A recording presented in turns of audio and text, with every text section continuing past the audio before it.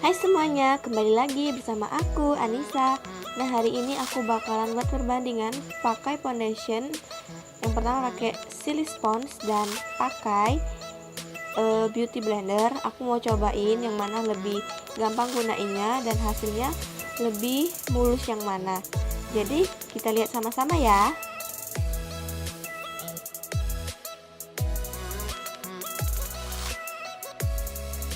Jadi di sini yang pertama aku gunain Silly Sponge terlebih dahulu. Aku di sini pakai foundation pipa yang shade kuning langsat. Nah, langsung aja aku taruh si foundationnya di atas Silly Sponge. Kalau kalian mau pakai Silly Sponge, aku saranin foundationnya itu dikit aja karena si Silly Sponge ini sifatnya nggak menyerap liquid gitu. Jadi kalau kebanyakan sayang banget nggak kepake tuh si foundationnya. Di sini aku langsung aja aplikasikan ke muka aku dan aku ratain.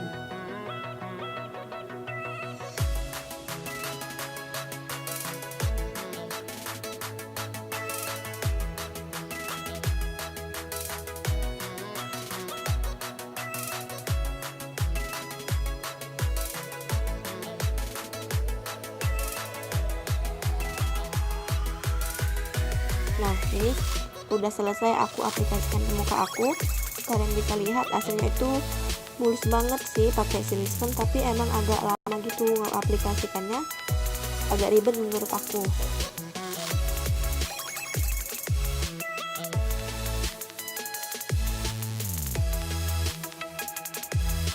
Lalu yang kedua aku pakai Beauty Blender.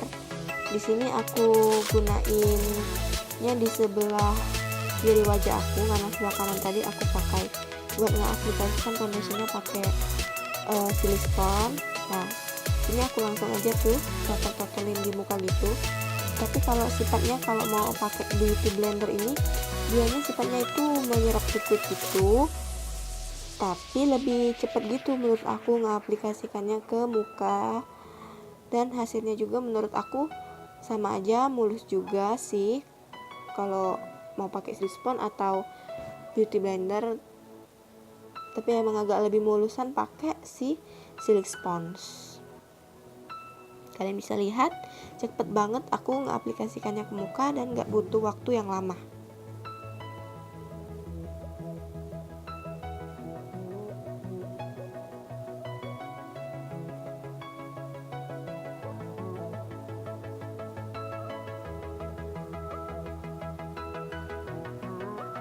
Nah, udah selesai aku pakai. Jadi ini hasilnya mulus juga seperti Silly Sponge.